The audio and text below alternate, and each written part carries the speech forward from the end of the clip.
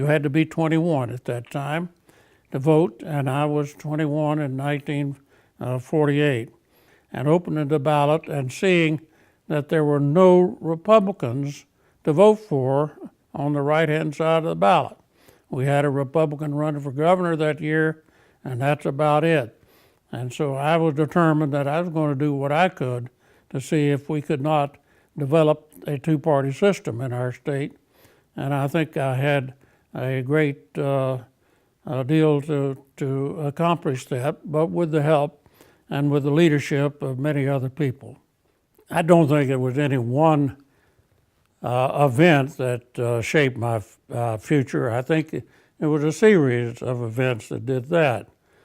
Being raised in a home that with a father that believed in public service and a mother who believed in public service, a man and woman that did so much for their community and for their state, as well as for their church, and for other communities around as well. My father was a man who, anytime he went into the plants, the workers would actually stop what they were doing to come over and speak to him and to say hello.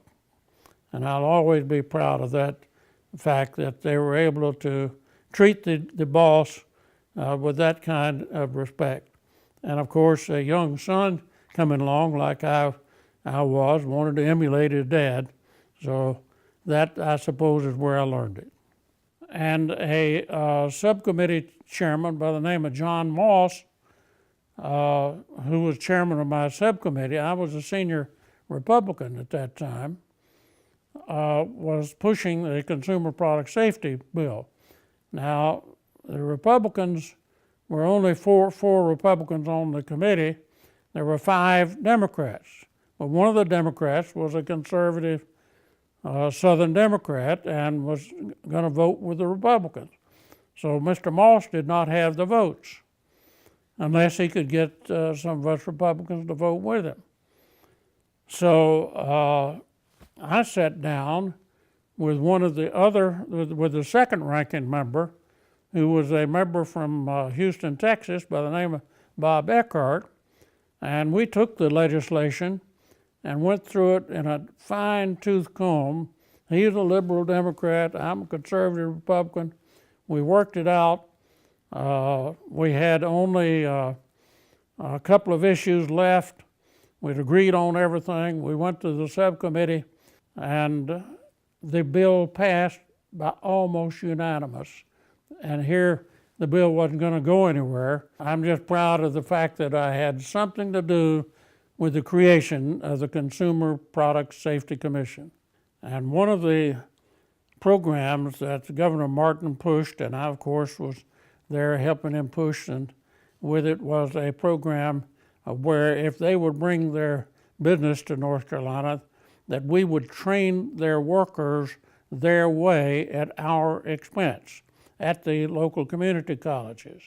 This was a new program just being financed. We were able to get additional funds for it at the time, and that program is continuing to this day and has been a great incentive for companies to come here and to locate. Now, just recently, here I haven't been in office for over 30 years. I made a speech in Kinston, North Carolina.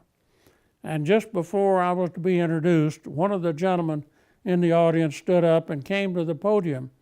And he said, I want to personally thank this man who's going to be introduced in a minute for saving my life. He says, I was in the boondocks of Vietnam, and said I had a death in the family, and I could not get anyone's attention in order to get an emergency leave in order to get home. He said, I was out there, the Viet Cong were about to attack, a helicopter landed with orders to pick me up, and the orders came from Congressman James Broyhill.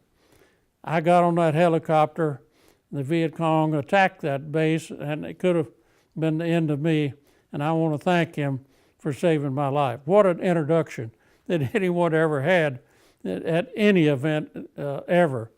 But that is just a small example of the kind of constituent work that I got so much personal pleasure of accomplishing in my years in Congress. I want North Carolina to be known as a state of opportunity, a state where you can have a good life, a state that continues to have a good environment, but also a state where you can come and educate your children and that you can grow with the state, not only intellectually, but also grow with your family here as well.